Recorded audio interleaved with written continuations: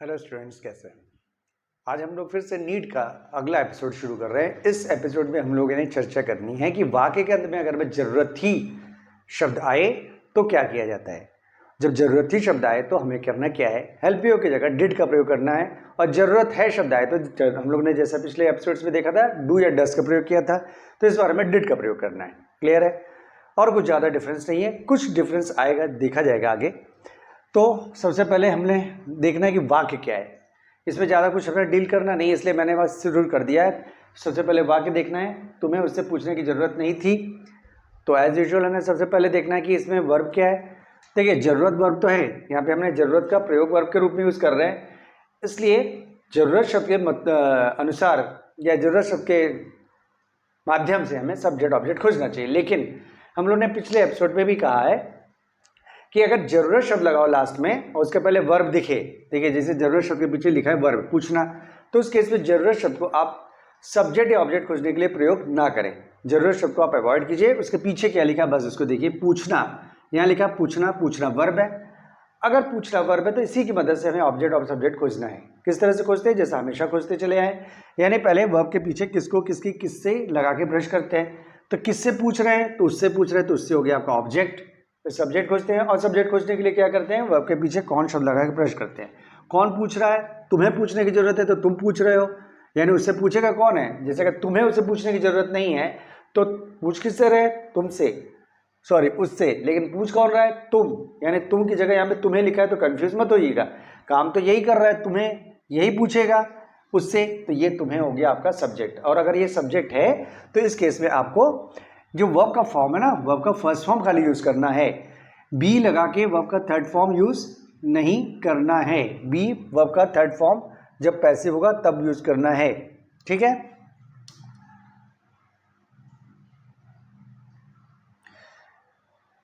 तो अब शुरू करें। सबसे पहले ये सकारात्मक नकारात्मक वाक्य, तो सबसे पहले सब्जेक्ट इंग्लिश, क्योंकि एक्टिव है। एक्टिव यानी ब्रैकेट में ए लिखा है, इसका मतलब है एक्टिव।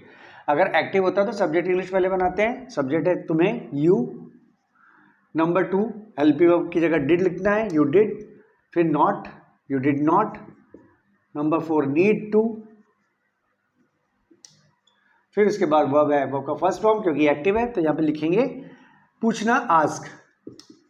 इसके बाद ऑब्जेक्ट, ऑब्जेक्ट क्या है? उससे, him. You did not need to ask him, sorry, you did not need to ask him.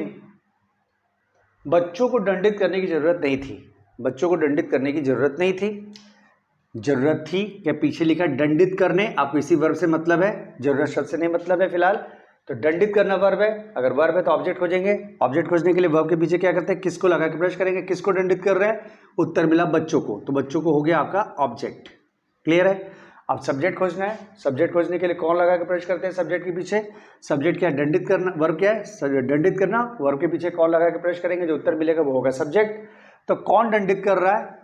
कौन दंडित कर रहा है, प्रश्न ये बनेगा कौन दंडित कर रहा है। तो इस प्रश्न का उत्तर इस वाक्य में नहीं लिखा है, इसका मतलब ये वाक्य सब्जेक्ट नहीं लिया हुआ है, तो ये एक पैसिव वाक्य है। और अगर ये पैसिव वाक्य है तो इस केस में आपको कुछ नहीं करना है, बी लगा के वर्ब का थर्ड फॉर्म यूज करना। बी वर्ब थर्ड फॉर्म का मतलब बी लगा के वर्ब का थर्ड फॉर्म यूज करना है। लेकिन हेल्प मी वर्ब आपको डिड ही यूज करना है, एक्टिव का ही यूज करना है।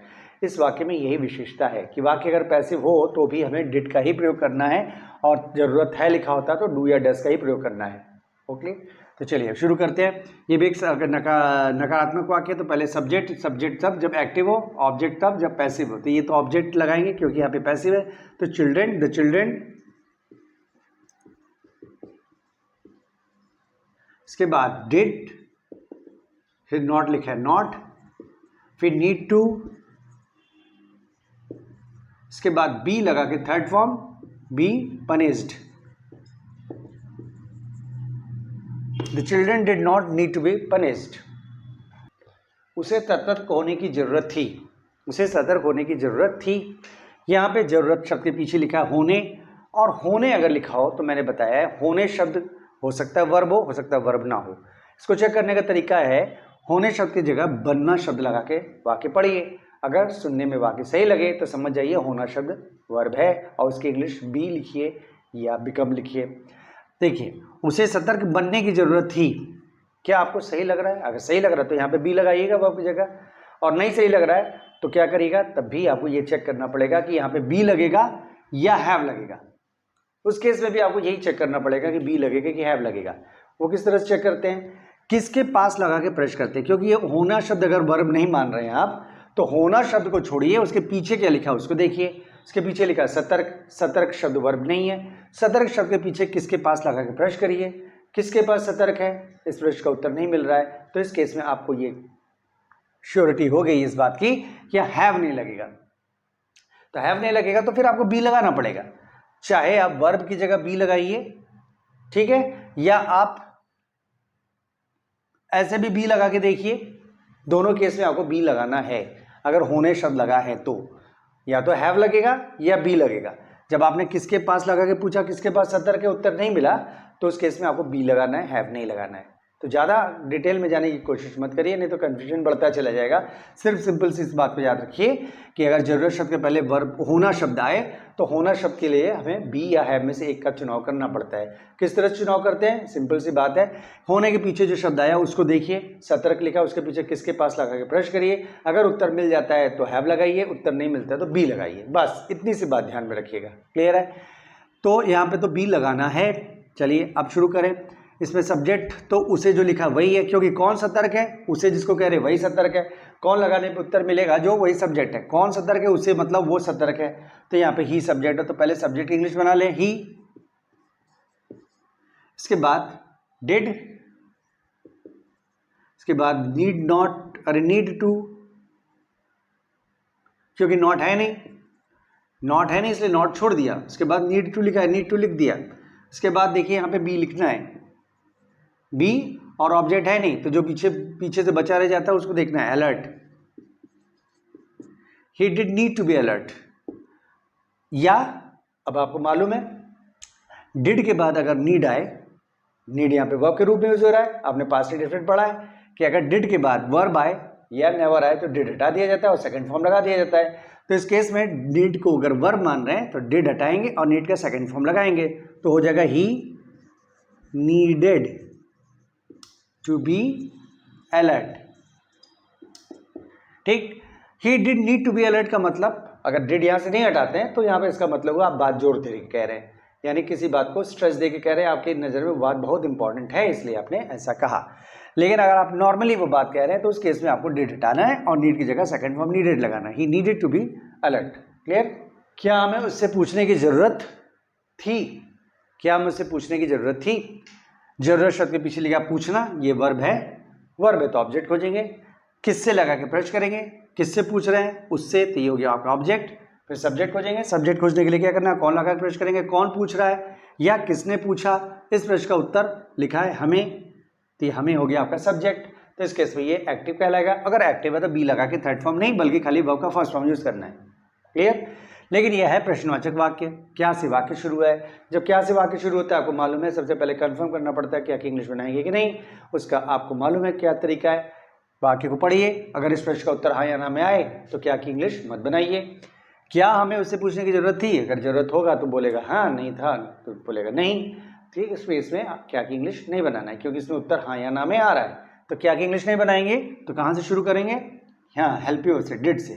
ठीक है, पहले लिखेंगे डिड, इसके बाद सब्जेक्ट, सब्जेक्ट क्या हमें वी, इसके बाद सब्जेक्ट के बाद नॉट, नॉट है नहीं इस वाक्य में, उसके बाद नीड टू,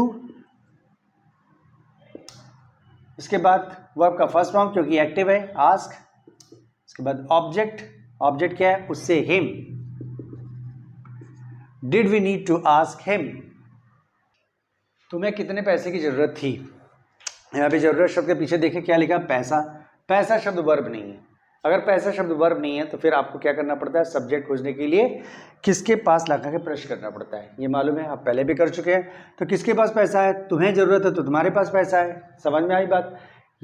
अगर आप किसके पास लगा के पूछ रहे हैं तो किसके पास पैसा होगा, अगर तुम्हें जरूरत है तो तुम्हारे पास पैसा होगा, अगर तुम्हें मिल जाएगा तो पैसा तुम्हारा हो गया। तो इस केस में यहाँ पे वर्ब की जगह हैव का यूज करना है। और अगर आपको अटपटा लग रहा है तो आप हैव भी मत लगाइए, कोई दिक्कत नहीं है, आप हैव का प्रयोग मत करिए, तब भी ट्रांसलेशन सही होगा। और अगर आपको लग रहा है नहीं हैव लगाना चाहिए तो आप हैव लगाइएगा जहाँ पे हैव लगाना है, यानी कहाँ पे लगाना है, यहाँ पे वर्ब के स्थान पे हैव का प्रयोग कर देना है। और इस तरह के वाक्यों में हैव का प्रयोग ना भी करें वर्ब की जगह तब भी वाक्य सही होता है। सिर्फ फ़र्क इतना होता है कि जब हैव आप प्रयोग करेंगे तो उसके पहले टू लगाना पड़ता है, टू हैव कहते हैं, और हैव नहीं लगाना तो टू हटा दीजिएगा, हैव का प्रयोग मत करिएगा तो टू हटा दीजिएगा। क्लियर है? चलिए दोनों तरह से बना के देख लेते हैं। तो इसमें सब्जेक्ट क्या, किसके पास पैसा, तुम्हारे पास, ओके मिल गया सब्जेक्ट। अब आपको मालूम है डिड का प्रयोग करना ही है हर केस में, और ये प्रश्नवाचक वाक्य है, कितने लिखा है, तो अगर प्रश्नवाचक वाक्य है तो यहाँ से शुरू करेंगे, WH प्लस संज्ञा यानी प्रश्नवाचक शब्द इंग्लिश, प्रश्नवाचक शब्द क्या है, कितने, हाउ मच। हाउ मच क्यों, क्योंकि कितने के बाद वाला जो शब्द है वो है आपका अनकाउंटेबल नाउन, पैसा अनकाउंटेबल नाउन है। क्यों है अनकाउंटेबल नाउन, ये इसकी चर्चा हम लोगों ने पिछले वीडियोस में की है। आपने नहीं देखा हो तो उन सब वीडियोस को देखिए, शुरू से देखा करिए वीडियो, तब आपको ज़्यादा क्लैरिटी मिलेगी। ये सब एडवांस चीज़ें हैं। एडवांस चीज़ जब भी आप पढ़ते हैं उसके पहले आपको बेसिक चीज़ पढ़ना जरूरी होता है, नहीं तो एडवांस चीज़ें आपके सर के ऊपर से निकल जाएंगी। तो पैसा, इसके बाद लिखा है प्लस संज्ञा, संज्ञा क्या है, पैसा, how much money. Number 2 did, फिर सब्जेक्ट, सब्जेक्ट क्या है, तुम्हें, यू, उसके बाद सब्जेक्ट के बाद नॉट, नॉट है नहीं, फिर नीड, नीड टू लिखा है, टू लिख देते हैं, और वर्ब की जगह हैव लगाएंगे, need to have. How much money did you need to have, ठीक है, ये भी सही है। और अगर आप हैव नहीं लगाना चाहते हैं, जैसे अभी मैंने कहा किसके पास पैसा, अगर आपको लग रहा है इसका उत्तर तुम्हें अटपटा लग रहा है, सही नहीं लग रहा है, तो आप मत करिए यूज़ हैव का। हैव का प्रयोग नहीं करेंगे तो टू भी नहीं लगाएंगे, यहाँ पे आके वाक्य छूट जाएगा, खत्म हो जाएगा। यानी how much money did you need, यहाँ पे आके आप छोड़ सकते हैं। ये देखिए मैंने ब्रैकेट में डाल दिया है, इसलिए आप चाहें तो इसका प्रयोग करें टू हैव का, ना चाहें तो ना करें। क्लियर है? क्या उसे अपमानित किए जाने की जरूरत थी, तो जरूरत शब्द के पीछे लिखा है अपमानित करने, जा लगा है। जा लगा तो पहले आप सोच लीजिए जा का कोई यहाँ पे यूज़ है कि नहीं, जा का कोई अर्थ निकल रहा है कि नहीं, उसको चेक करने का तरीका मैंने बताया। जा शब्द के पहले वाले शब्द को छुपाइए, किया शब्द लिखा है, किया शब्द को छुपा के वाक्य पढ़िए, क्या उसे अपमानित जाने की जरूरत थी, सुनने में अटपटा लगा, इसका मतलब इस जा का कोई रोल नहीं है, लेकिन ये इस बात का संकेत जरूर है कि ये वाक्य पैसिव है। क्लियर है? तो जा को छोड़िए, जा के पीछे क्या लिखा, अपमानित किया, ये वर्ब है आपका, अपमानित किया वर्ब है, अपमानित किया वर्ब है, तो इसकी मदद से ऑब्जेक्ट खोजेंगे। ऑब्जेक्ट खोजने के लिए किसको लगा के प्रश्न करेंगे, किसको अपमानित किया जा रहा है, उसे, इसे हो गया आपका ऑब्जेक्ट। सब्जेक्ट खोजेंगे, सब्जेक्ट खोजने के लिए कौन या किसने लगा के प्रश्न करेंगे, किसने अपमानित किया, इस प्रश्न का उत्तर इस वाक्य में नहीं है, मतलब ये है पैसिव। अगर ये पैसिव है तो आपको बी लगा के थर्ड फॉर्म का यूज करना है, बी प्लस वर्ब का थर्ड फॉर्म यूज होगा। क्लियर है? अब चले शुरू करें, क्या से शुरू हुआ है, यहाँ पे फिर से चेक कर लीजिए क्या की इंग्लिश बनेगी कि नहीं। इस प्रश्न को पढ़ के देखिए, लगेगा उत्तर हाँ या ना में आ रहा है, पढ़ के देख लीजिए हाँ या ना में आ रहा है, इसलिए यहाँ पे क्या की इंग्लिश नहीं बनेगी। नहीं बनेगी तो यहाँ से शुरू करेंगे, एलपीओ पहला भाग डिड से, फिर सब्जेक्ट या ऑब्जेक्ट, यहाँ पे ऑब्जेक्ट है उसे, ही, डिड ही, इसके बाद नॉट, नॉट है नहीं छोड़ देंगे, इसके बाद नीड टू, इसके बाद बी लगा के थर्ड फॉर्म, क्योंकि ये पैसिव है, be insulted, did he need to be insulted. Clear? तो आज हम लोग ने जरूरत थी के कुछ वाक्यों को पढ़ा, इसमें कुछ प्रश्नवाचक वाक्य थे, कुछ नकारात्मक वाक्य थे। अब अगला एपिसोड जो होगा उसमें हम ये चर्चा करेंगे कि जब नीड को हम लोग हेल्पियो के स्थान पर यूज करते हैं तो किस तरह से ट्रांसलेट किया जाता है। तब हम फिर से सब सारी चर्चाएं करेंगे, फिर से मिलेंगे, तब तक के लिए जय हिंद।